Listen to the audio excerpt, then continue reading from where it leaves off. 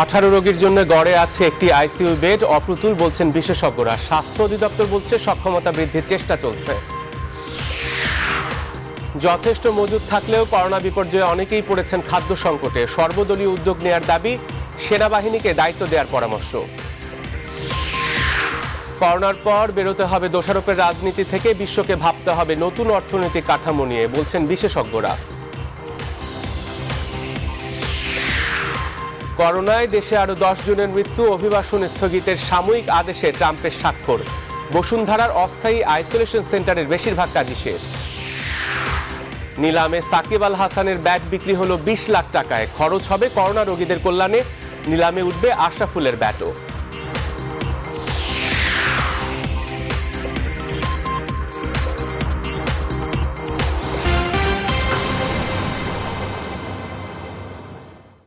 Rainbow allrounder exterior paint, বাংলাদেশের আবহাওয়া উপযোগী একমাত্র পেইন্ট।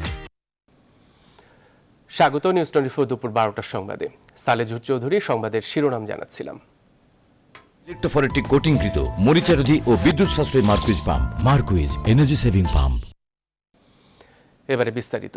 দেশে করোনায় আক্রান্ত প্রতি 18 জন রোগীর বিপরীতে গড়ে মাত্র একটি আইসিইউ রয়েছে। বিশেষজ্ঞরা বলছেন যা প্রয়োজনের তুলনায় অপ্রতুল। সংক্রমণ বৃদ্ধির সাথে সাথে এই সংকট প্রকটভাবে দেখা দিতে পারে। স্বাস্থ্য অধিদপ্তর বলছে প্রয়োজন অনুসারেই প্রতিদিনই সক্ষমতা বৃদ্ধির চেষ্টা করা হচ্ছে। রিশাদ হাসান জানাচ্ছেন বিস্তারিত। ওয়ার্ল্ডোমিটারের তথ্য অনুযায়ী 22 এপ্রিল পর্যন্ত বাংলাদেশে সক্রিয় করোনা রোগীর সংখ্যা 3560। সে হিসেবে গড়ে প্রতি 18 জন রোগীর জন্য রয়েছে মাত্র একটি আইসিইউ।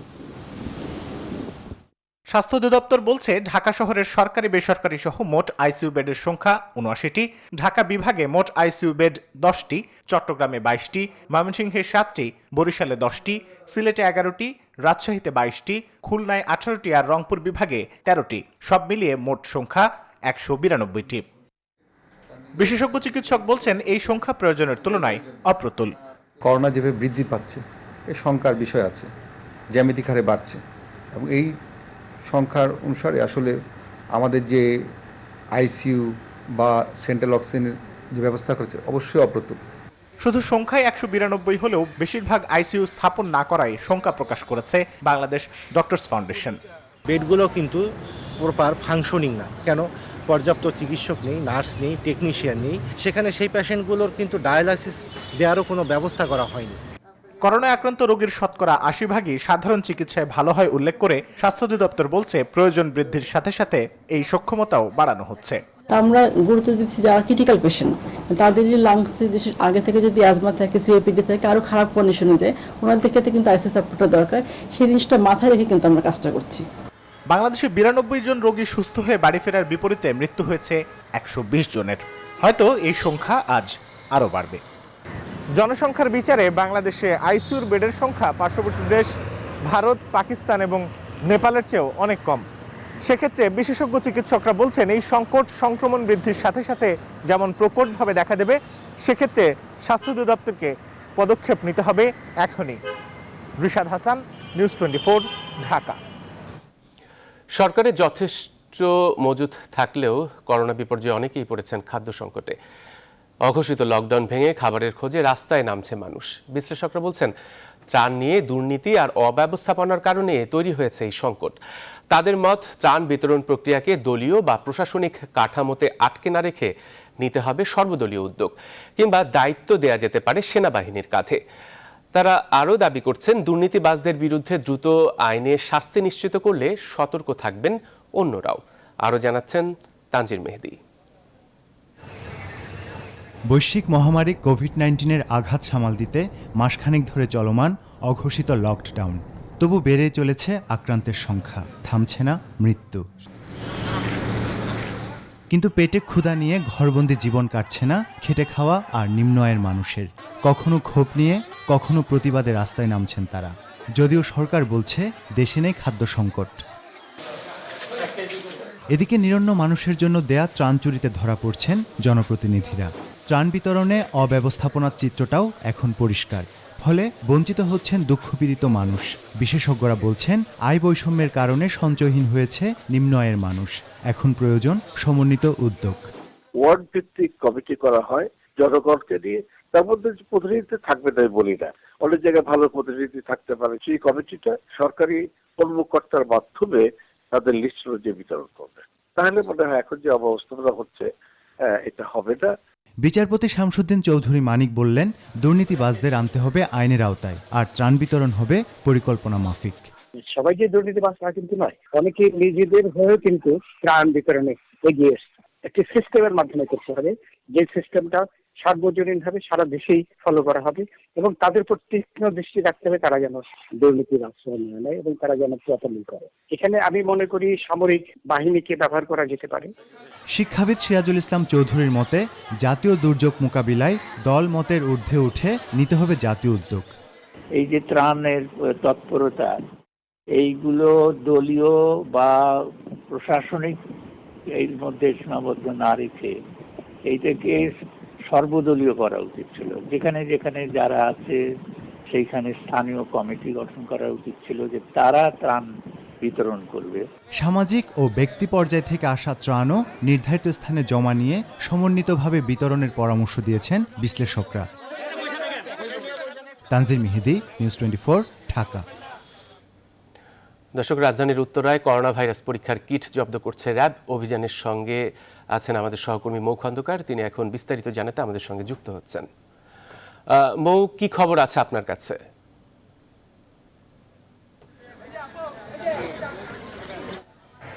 আপনি যেমনটি বলছিলেন, উত্তরায় 3 নম্বর সেক্টরের 13 নম্বর রোডের 5/A বাসাতে মূলত র্যাবের এই অবৈধ কিটের জন্য অভিযান পরিচালনা করছে এবং র্যাব 1-এর নেতৃত্বে র্যাব নির্বাহী ম্যাজিস্ট্রেট সারাউল আলমের নেতৃত্বে মূলত এই অভিযানটি পরিচালনা করা হচ্ছে। আপনি জানেন যে এই অবৈধ কিট একমাত্র সরকারি সংস্থা ছাড়া অন্য কারো মজুত রাখা একদম নিষিদ্ধ এবং এটা উপরের থেকেই সরকার থেকেই নিষিদ্ধ। তারপরও তারা বিপুল পরিমাণ কিট, যে অবৈধ কিট আছে, সেটা কিন্তু তারা মজুত করেছে অনেকদিন ধরে এবং এটা কিন্তু চীন থেকে সরাসরি আমদানি করা। যে দেশে এখন করোনা ভাইরাসের যেহেতু এখন আতঙ্ক, এবং এই আতঙ্কের মাঝে তো এই কিটগুলো তারা অবৈধভাবে অনেক দিন ধরে মজুত করেছিল এবং এই কারণে উত্তরার এই 5 নম্বর মানে বাসায় এখনো পর্যন্ত অভিযান পরিচালনা করছে। মাত্র অভিযানটি শুরু হলো, তারা এখানে গোপন সংবাদের ভিত্তিতে বেশ কিছু তথ্য পেয়েছে।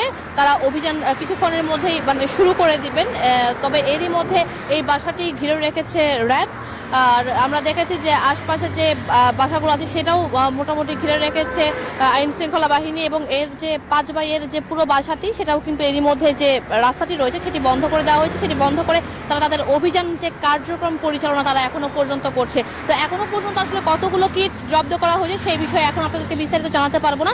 অভিযানটি শুরু হলে তারপর আপনাদেরকে বিস্তারিত জানাতে পারবো। আপনি জানেন যে এর আগে কিন্তু নিকুঞ্জ এবং শহীদবাগে 1200 কিট অবৈধ জব্দ করেছিল এবং 5 জনকে গ্রেফতার করেছিল। তো আসলে এখনো অভিযানটি শুরু হয়নি, কিছুক্ষণের মধ্যে অভিযানটি শুরু হবে এবং তারপর আপনাদেরকে বিস্তারিত জানাতে পারবো। জহুর, এই ছিল উত্তরা থেকে আমার কাছে এখনকার মতো সর্বশেষ খবর। মৌ, আপনাকে ধন্যবাদ। উত্তরা থেকে মৌ খন্দকার। দেশে করোনা ভাইরাসের সংক্রমণ ও মৃত্যু বাড়লেও এখনও অনেকে সচেতন নয়। আইন শৃঙ্খলা বাহিনী তৎপর থাকলেও নানা অজুহাতে ঘরের বাইরে আসছেন সাধারণ মানুষ। এ বিষয়ে বিস্তারিত জানাতে আমাদের সঙ্গে রাজধানীর শাহজাহানপুর বাজার থেকে যুক্ত হচ্ছেন সহকর্মী আলী তালুকদার। আলী, লোকজন কি এখনো বিনা কারণে বাইরে আসছেন? সামাজিক দূরত্ব কি তারা মেনে চলছেন?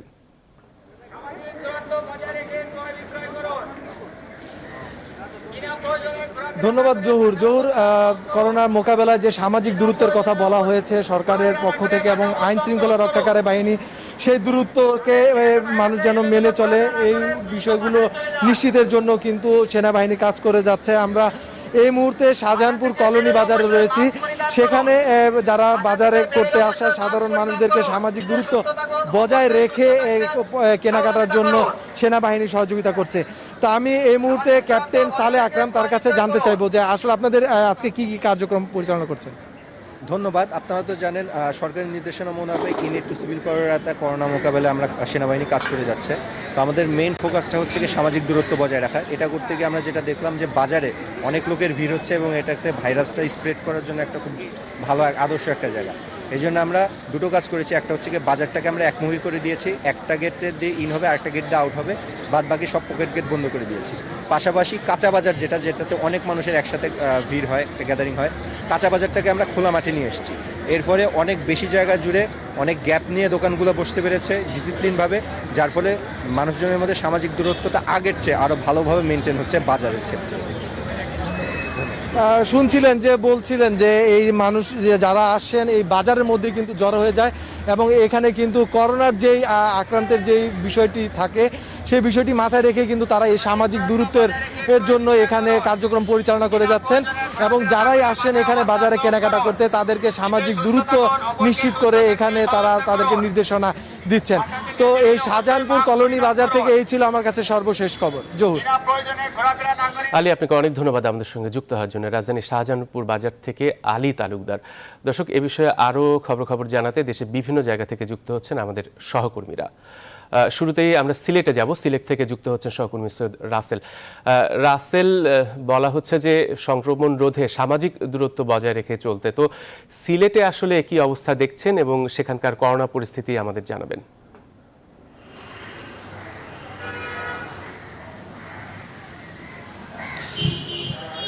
ধন্যবাদ আপনাকে। আসলে সিলেটের করোনার পরিস্থিতি দিনে দিনে খারাপের দিকে যাচ্ছে। মানুষ লকডাউন মানছে না। আমি আগেও বলেছি, মানুষ আসলে লকডাউন মানছে না। প্রশাসন থেকে বারবার চেষ্টা করা হচ্ছে মানুষকে ঘরে ফেরানোর, কিন্তু মানুষ আসলে ঘরে ফিরছে না।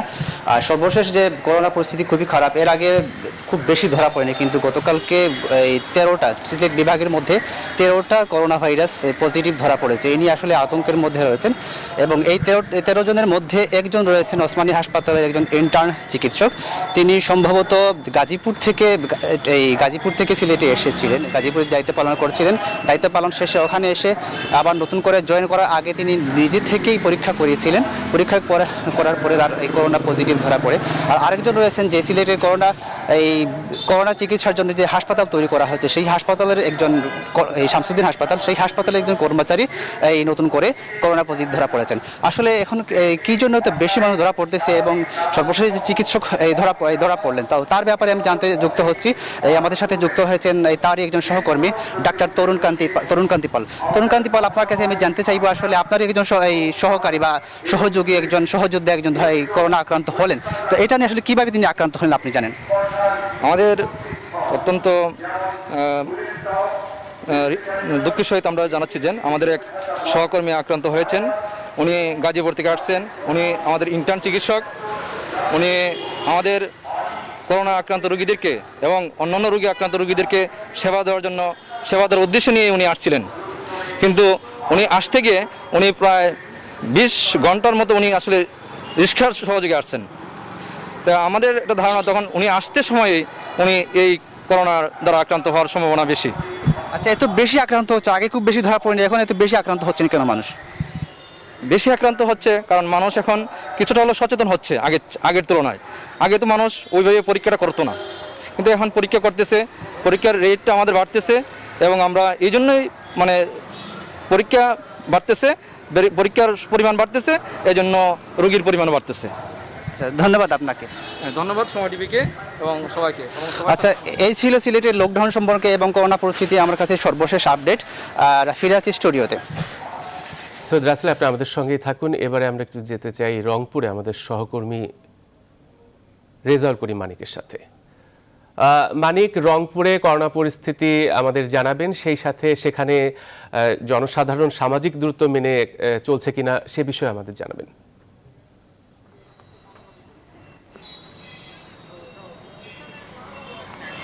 ধন্যবাদ জহুর। আমি এর আগের বুলেটিনে যেমনটি নগরীর বাহিরের চিত্র দেখিয়েছিলাম, এখন আমি অবস্থান করছি নগরীর পায়রা চত্বরে।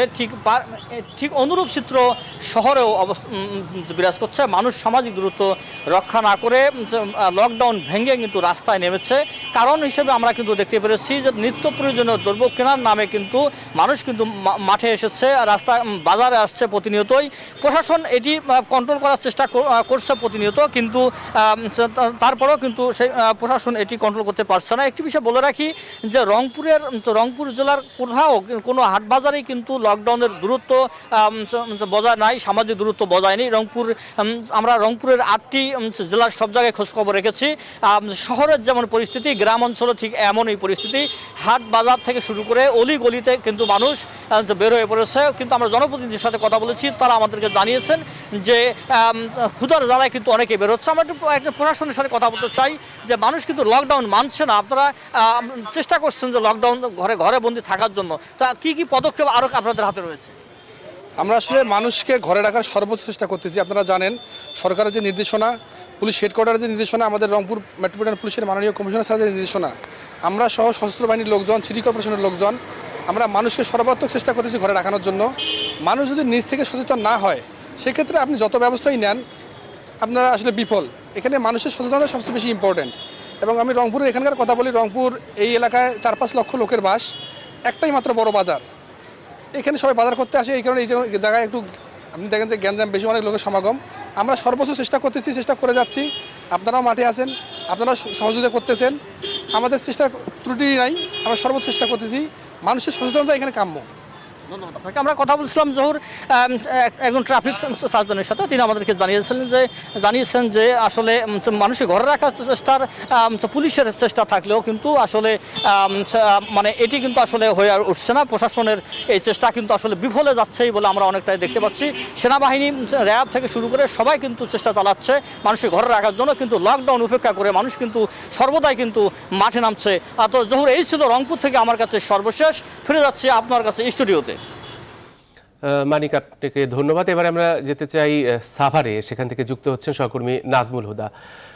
নাজমুল, সাভারে তো পোশাক কারখানা রয়েছে অনেক, এবং আমরা কয়েকদিন ধরে দেখেছি যে তারা লকডাউন উপেক্ষা করে রাস্তায় বকেয়া বেতনের দাবিতে বিক্ষোভ করেছিলেন। তো এখন আসলে কি অবস্থা, রাস্তার পরিস্থিতি কেমন দেখছেন?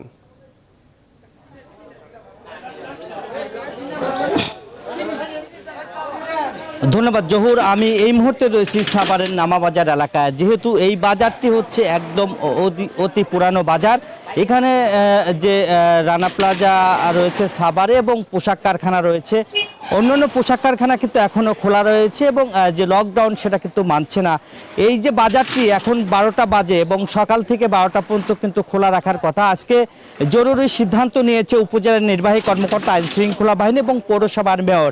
তারা বলেছে যে আগামীকালকে যেহেতু রানা প্লাজার 7 বছর পূর্তি হতে যাচ্ছে, এখানে যাতে এইখানে কোনো লোকজন যাতে বেরোতে না পারে, পুরাপুরি সকাল থেকে কিন্তু আপনি জানেন যে এখন কিন্তু মাইকিং করা হচ্ছে, যে 144 দ্বারা জারি করা হয়েছে, এর আশেপাশে সাভারের কোথাও যেন লোকজন বাইরে না থাকতে পারে, সে কারণে কিন্তু আইন শৃঙ্খলা বাহিনী সহ প্রত্যেকেই কিন্তু মাইকিং করছে। এবং এই যে সামাজিক যে দূরত্ব সেটা কিন্তু মানছে না। এখানে লোকজন, প্রচুর লোকজন বাজারে আসে এবং এই যে বাজার করতে আসে, তারা যে আসলে নিয়ম, যে মহামারী করোনার যে মরণব্যাধি সেটা তাদের মধ্যে কিন্তু মাথায় নেই, যার কারণে এই লোকগুলি জীবনের ঝুঁকি নিয়ে বাজারে আসছে। একজনের সঙ্গে 4 জন, 5 জন, 3 জন, এমনকি শিশুরাও আসতে শুরু করছে, তার সন্তান, তার মা তার সন্তানকে নিয়ে আসতে শুরু করেছে। আমরা একটু ক্যামেরায় আপনার দেখাতে চাই এই যে এই বাজারটা, একটু কথা বলতে চাই। যারা বাজারে এসেছেন, তারা বাজার করছেন, তারা যে নিয়ম সেটা আসলে মানছে না, কেন তারা আসছে আপনার সাথে একটু কথা বলতে চাই। এই যে বাজার করতে এসেছেন, কি কিনলেন এবং এই যে এত মানুষ লকডাউন মানছে কিনা?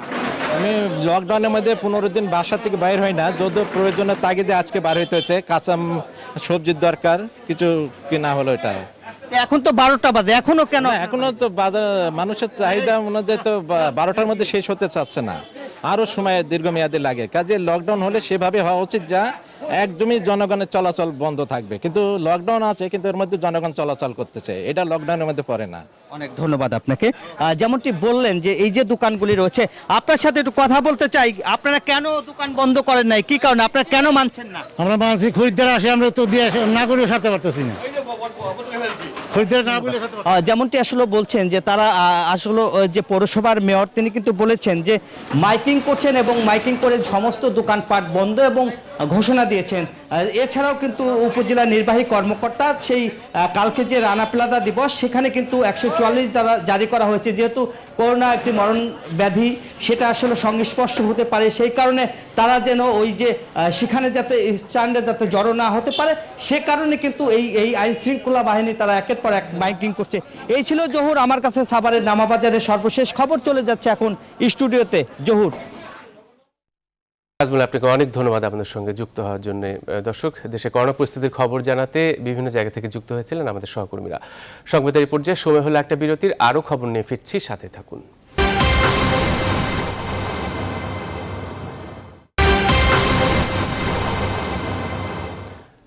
বিরতির পর আবারও স্বাগত, দেখছেন নিউজ 24 দুপুর 12টার সংবাদ।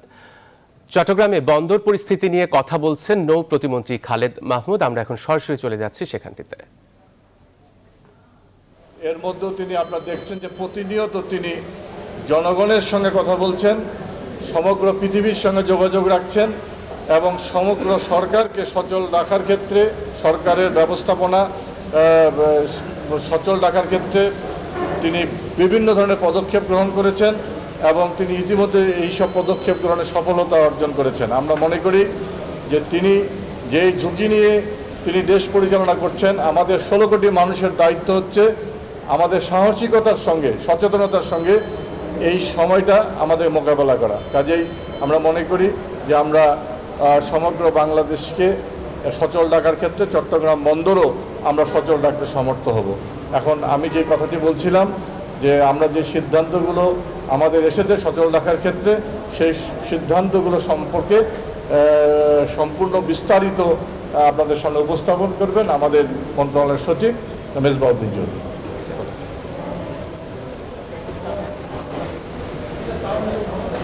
এখানে ঠিক আছে। আসসালামু আলাইকুম মাননীয় প্রতিমন্ত্রী মহোদয়, সম্মানিত চেয়ারম্যান মহোদয়, আমাদের সম্মানিত গণমাধ্যমের প্রতিনিধিগণ, সকলকে শুভেচ্ছা। আসসালামু আলাইকুম। যেভাবে আমাদের মাননীয় প্রতিমন্ত্রী মহোদয় বলছিলেন যে আমরা দেশের জন্য অত্যন্ত গুরুত্বপূর্ণ সময় আমরা আজকে ঢাকা থেকে, প্রতিমন্ত্রী মহোদয়, আমি এবং আমাদের সহকর্মীরা আমরা ঢাকা থেকে এসেছি। আপনারা সকলেই জানেন যে বাংলাদেশের এই করোনা ভাইরাসের এই বিষয়টি আসার পর থেকে, এই প্যান্ডেমিক বাংলাদেশে শুরু হওয়ার পর থেকে বাংলাদেশের প্রায় সকল ক্ষেত্রেই কর্মকাণ্ড অনেকখানি স্থগিত হয়ে গেছে। কিন্তু একটি ক্ষেত্রে ব্যতিক্রম, সেটি হচ্ছে চট্টগ্রাম বন্দর। আমরা এবং আমাদের চট্টগ্রাম বন্দর কর্তৃপক্ষ সহ আমরা সকলে চেষ্টা করেছি যাতে করে আমাদের বাংলাদেশের জন্য যে লাইফ লাইন চট্টগ্রাম, আমাদের সকলে জানেন যে আমাদের টোটাল আমদানি রপ্তানির 92% আমাদের চট্টগ্রাম বন্দরের মাধ্যমে নিষ্পন্ন হয়ে থাকে। এটি সচল রাখার জন্য আমরা সর্বাত্মক চেষ্টা করেছি। এটি সচল রাখার জন্য আমাদের চট্টগ্রাম বন্দর কর্তৃপক্ষ ছাড়াও আরও অনেকগুলো স্টেক হোল্ডার আছে। তার মধ্যে আমি সবার আগে বলবো যে আমাদের জাতীয় রাজস্ব বোর্ড অর্থাৎ কাস্টমস বিভাগ তারা আছে, আমাদের এখানে বাংলাদেশ ব্যাংক আছে, আমাদের অন্যান্য প্রতিষ্ঠানগুলো আছে। এবং তার সাথে সাথে যেভাবে আমাদের মাননীয় প্রতিমন্ত্রী মহোদয় বলছিলেন যে গণমাধ্যমে একটি প্রচণ্ড একটি সাপোর্ট আমরা এইবার প্রত্যক্ষ করেছি। কারণ আপনারা সকলেই জানেন যে সারা বিশ্বে এখন অর্থনৈতিক কর্মকাণ্ড এখন স্থবির হয়ে পড়েছে অনেকখানি, এবং এই বছরে যে IMF-এর যে ফোরকাস্ট করা হয়েছে, যে প্রজেকশন, সেটি মাইনাস গ্রোথ এই বছর হতে পারে। একমাত্র ব্যতিক্রম হচ্ছে কয়েকটি দেশের মধ্যে বাংলাদেশ, যার উপর ভিত্তি করে বাংলাদেশের এই যে পজিটিভ গ্রোথ রেট প্রজেকশন করা হয়েছে, তার একটি গুরুত্বপূর্ণ মাধ্যম হবে চট্টগ্রাম বন্দর। আমাদের এই আমদানি রপ্তানিকে আমরা নিরবিচ্ছিন্ন রাখতে হবে, এবং এই নিরবিচ্ছিন্ন রাখার জন্য কয়েকটি বাধা আমরা চিহ্নিত করতে পেরেছিলাম। সেই বাধাগুলো সম্পর্কে আমরা ইতিমধ্যে সরকারি উচ্চ মহলে আমরা আলোচনা করেছি, এবং এখানে স্থানীয় পর্যায়ে এখানে যে সকল স্টেক হোল্ডারের যারা আছেন তাদের সাথে আমরা আলোচনা করেছি, এবং সকলের সহযোগিতা নিয়ে আমরা সেগুলিকে অপসারণ করার চেষ্টা করেছি। আপনারা সকলেই জানেন যে এখানে যে বন্দরে যে কন্টেনার জট হয়েছে, এটি এই যাবৎকালের মধ্যে সবচেয়ে একটা খুব খারাপ সময়ের মধ্য দিয়ে আমরা যাচ্ছি, কিন্তু আমরা অত্যন্ত আনন্দিত যে আমরা এই কন্টেনার জট নিরসনের জন্য আমরা ইতিমধ্যে একটি ওয়ে আউট আমরা খুঁজে পেয়েছি। তার মধ্যে একটি গুরুত্বপূর্ণ হচ্ছে যে আমাদের অফডক যেগুলো আছে, যে সেগুলোতে আমাদের এই কন্টেনারগুলোকে সরিয়ে নিয়ে যাওয়া। এই জন্য জাতীয় রাজস্ব বোর্ডের অনুমোদনের প্রয়োজন আছে। ইতিমধ্যে আমরা জাতীয় রাজস্ব বোর্ড থেকে আমরা প্রথম পর্যায়ে 38টি, তারপরে 6টি, এবং আজকে আমরা যখন একটু আগে যখন আমাদের সভা চলছিল, তখন ঢাকাতে আরেকটি সভা চলছিল ক্যাবিনেট সেক্রেটারি মহোদয়ের সভাপতিত্বে। সেখানে সিদ্ধান্ত হয়েছে সকল পণ্য আমরা অফডকের মাধ্যমে আমরা অপসারণ করতে পারবো। এর মাধ্যমে আমরা আশা করছি যে আমরা প্রায় 18,000 TEUs-এর মতো আমরা সেখানে কন্টেনার সরিয়ে নিতে পারবো। বর্তমানে যে কন্টেনার জট হয়েছে সেটি অনেকখানি সমাধান হবে এর মাধ্যমে। আরেকটি বিষয়, দর্শক, চট্টগ্রামে বন্দর পরিস্থিতি নিয়ে মতবিনিময় করছিলেন নৌ পরিবহন প্রতিমন্ত্রী খালিদ মাহমুদ সহ নৌ পরিবহন মন্ত্রণালয়ের সচিব মেজবাউদ্দিন চৌধুরী। চলে যাচ্ছে পরের সংবাদে। করোনা পরবর্তী বিশ্বে অর্থনৈতিক কূটনীতিই হবে বৈশ্বিক কূটনীতির সবচেয়ে বড় চ্যালেঞ্জ, অভিমত কূটনৈতিক বিশ্লেষকদের। দোষারোপের রাজনীতি থেকে বেরিয়ে গোটা বিশ্বকে নতুন অর্থনৈতিক কাঠামো নিয়ে ভাবতে হবে বলেও মনে করছেন তারা। পররাষ্ট্রমন্ত্রী একে আব্দুল মোমেন জানান, করোনা পরবর্তী বিশ্ব পরিস্থিতি যাই হোক না কেন বরাবরের মতোই সবার সাথে বন্ধুত্ব রেখে চলবে বাংলাদেশ। এর মধ্যে করোনা মোকাবেলায় প্রশংসা ও করোনা পরবর্তী নতুন অর্থনৈতিক কাঠামো নিয়ে ভাবতে বিভিন্ন দেশকে চিঠি পাঠিয়েছে পররাষ্ট্র মন্ত্রণালয়। আরও জানাচ্ছেন লাকমিনা জেসমিন সুমা। করোনা ভাইরাস ছড়ানোর অভিযোগে এরই মধ্যে চীনের বিরুদ্ধে মামলা ঠুকেছে যুক্তরাষ্ট্রের একটি অঙ্গরাজ্য। করোনা সংকট যত দীর্ঘ হচ্ছে, দোষারোপের এই রাজনীতিও তত বাড়ছে বাকযুদ্ধ। কূটনৈতিক বিশ্লেষকরা বলছেন, করোনা পরবর্তী বিশ্বে অর্থনৈতিক কূটনীতিই হবে কূটনীতির সবচেয়ে বড় অনুষঙ্গ, যেখানে অর্থনৈতিক কাঠামো নিয়ে নতুন করে ভাবতে হবে বিশ্বকে। এই যে বৈষম্যমূলক অর্থনৈতিক কাঠামো যেটা এতদিন ধরে মনে করা হয়েছে যে এটা হলে আমাদের প্রবৃদ্ধি বাড়বে, উন্নয়নটা ভালো দেখা যাবে, সেই তত্ত্ব থেকে বা সেই চিন্তা থেকে আমাদের কিন্তু বেরিয়ে আসতে হবে। মানুষের স্বাস্থ্যের বিষয়টা আপনাকে আনতে হবে, মানুষের নিরাপত্তার জায়গাটাতে আসতে হবে, এবং মনে রাখতে হবে যে এই সবগুলো জায়গাতেই কিন্তু বাংলাদেশের অনেক কাজ করার আছে। করোনা নিয়ে কূটনীতির যুদ্ধে অনেকটা ভারসাম্য রেখেই চলছে বাংলাদেশ, বলছেন সাবেক রাষ্ট্রদূত ওয়ালির রহমান। টানাপোড়েন হচ্ছে চীন এবং আমেরিকার ভেতরে, এর ভেতরে আমরা নাই। আমরা একটা স্বাধীন সার্বভৌম রাষ্ট্র, আমাদের সঙ্গে সম্পর্ক ডাইরেক্ট সম্পর্ক চীনের। আমেরিকা বলেছে কিছু সাহায্য করতে চায়, কিন্তু আমেরিকা কি সাহায্য করবে? ওদের তো কিছু নাই। তো পররাষ্ট্রমন্ত্রী একে আব্দুল মোমেন জানালেন, অর্থনৈতিক কূটনীতির দৌড়ে পিছিয়ে নেই বাংলাদেশও। এরই মধ্যে করোনা পরবর্তী অর্থনৈতিক উন্নয়নে এক হয়ে কাজ করতে বিভিন্ন দেশকে চিঠি পাঠিয়েছে পররাষ্ট্র মন্ত্রণালয়। আমার দেশের জন্য একটা বড় চ্যালেঞ্জ অর্থনৈতিক চ্যালেঞ্জ। আমার এই বড় এক্সপোর্ট, আমরা তো সারা বিশ্বের উপর নির্ভরশীল। বিশ্বের স্থিতিশীলতা থাকলে আমার উন্নয়ন হয়। আমি ইতিমধ্যেই চিঠি পাঠিয়েছি বহু দেশকে, যে একে তো তারা যে ইফেক্টিভলি হ্যান্ডলিং দিস সিচুয়েশন এই প্রতিকূল পরিবেশে, এবং আমাদের প্রবাসীদেরও তারা সাহায্য করছেন, আমাদের মিশনগুলোকে সাহায্য, সেই জন্য ধন্যবাদ দিয়েছি। এবং সেই সাথে আমি বলছি, whole world should think restructuring of the economic stimulus package. এমন বৈশ্বিক সংকট থেকে শিক্ষা নিয়ে পরবর্তীতে বিশ্ব সম্প্রদায়কে যে কোনো বৈশ্বিক সংকটে আরও স্বচ্ছ ও জবাবদিহিতার মধ্যে আসতে হবে বলে মনে করছেন সংশ্লিষ্ট বিশেষজ্ঞরা। লাকমিনা জেসমিন সোমা, নিউজ 24, ঢাকা। এবারে জানাবো স্যাভলন অ্যান্টিসেপটিক সোপের সৌজন্যে করোনা ভাইরাস প্রসঙ্গ।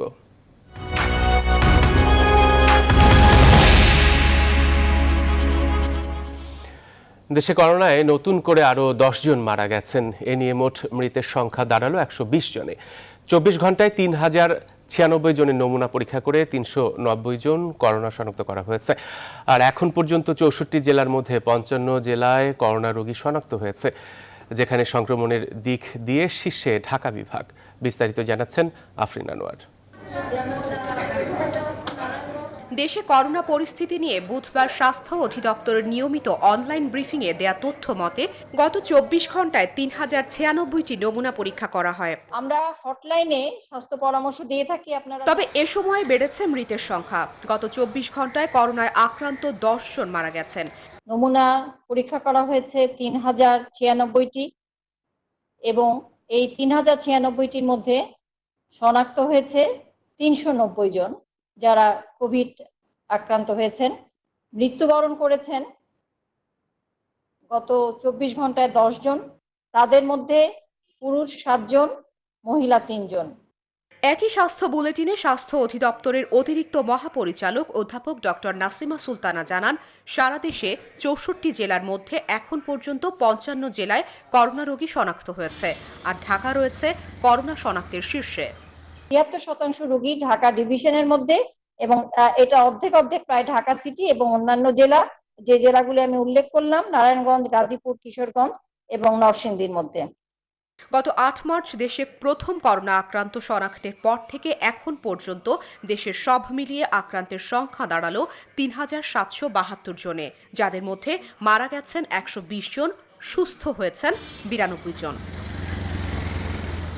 আফরিন আনোয়ার, নিউজ 24, ঢাকা।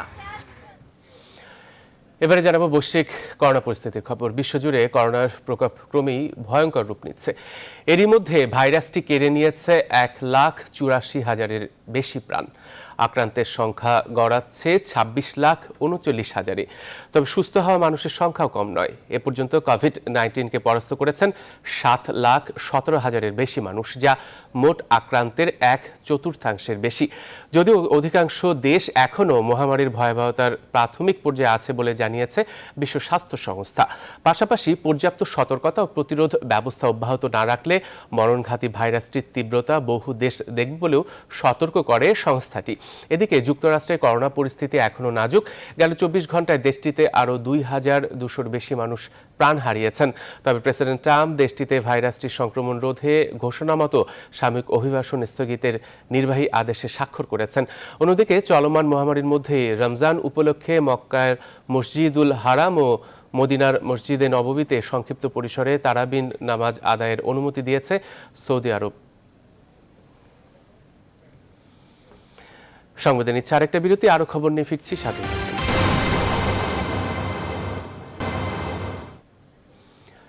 দেখছেন নিউজ 24 সংবাদ। এবারে জানাবো হেক্সাল হ্যান্ড স্যানিটাইজারের সৌজন্যে করোনা ভাইরাস পরিস্থিতির আরো খবর।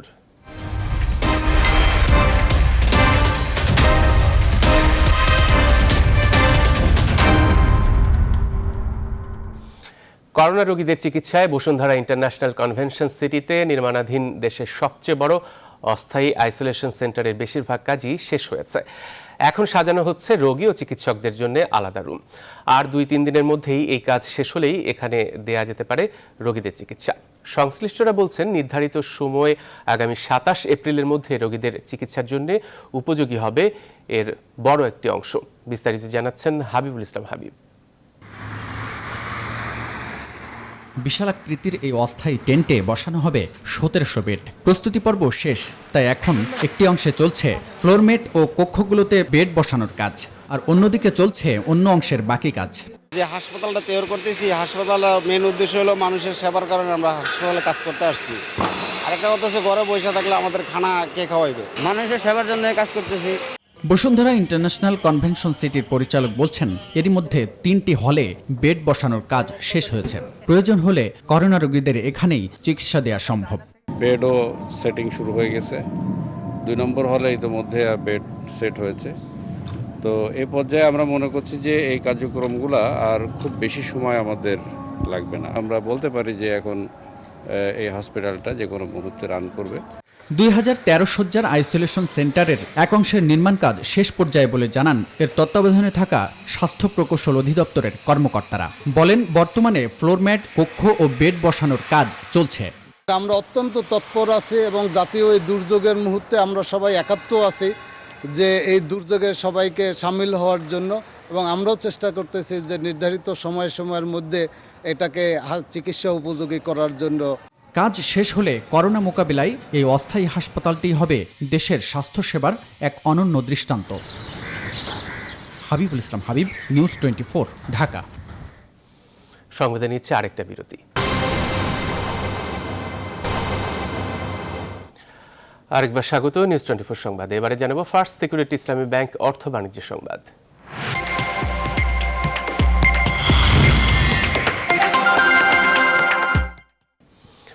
বিজিএমইএ, বিকেএমইএ, বিটিএমইএ সহ আমদানিকারকদের তাদের আমদানি করা পণ্য চট্টগ্রাম বন্দর থেকে অগ্রাধিকার ভিত্তিতে সরিয়ে নেওয়ার অনুরোধ জানিয়েছে ব্যবসায়ীদের শীর্ষ সংগঠন এফবিসিসিআই। ধারণ ক্ষমতার বেশি কন্টেইনার নিয়ে চট্টগ্রাম বন্দর হিমশিম খাওয়ায় এফবিসিসিআইয়ের পক্ষ থেকে এই অনুরোধ করা হয়। সংকট নিরসনে আমদানি পণ্যের কন্টেইনার দ্রুত খালাস নিতে বাণিজ্য মন্ত্রণালয়ের পক্ষ থেকেও নির্দেশনা দেওয়া হয়েছে। চট্টগ্রাম বন্দরে ধারণ ক্ষমতার 15 থেকে 20% বেশি কন্টেইনার জমে গেছে। এ পরিস্থিতিতে বন্দরের স্বাভাবিক কার্যক্রম পরিচালনা কঠিন হয়ে দাঁড়িয়েছে। জানাচ্ছি খেলার খবর। সাকিব আল হাসানের প্রিয় ব্যাট শেষ পর্যন্ত নিলামে বিক্রি হয়েছে 20 লাখ টাকায়। করোনা মহামারীতে অসহায়দের মাঝে অর্থদানের জন্য নিলামে তোলা বাংলাদেশ সেরা ক্রিকেটার সাকিব আল হাসানের সেই ব্যাটটি সর্বোচ্চ দাম উঠেছে 20 লাখ টাকা। নিলামে সাকিবের ব্যাটটি কিনেছেন যুক্তরাষ্ট্র প্রবাসী একজন বাংলাদেশি। সাকিব গত বিশ্বকাপের পুরোটাই খেলেছেন এই ব্যাট দিয়ে, করেছিলেন 606 রান। আর এই ছিল এখনকার সংবাদে। পরের সংবাদ দুপুর 2টায় দেখার আমন্ত্রণ রইল।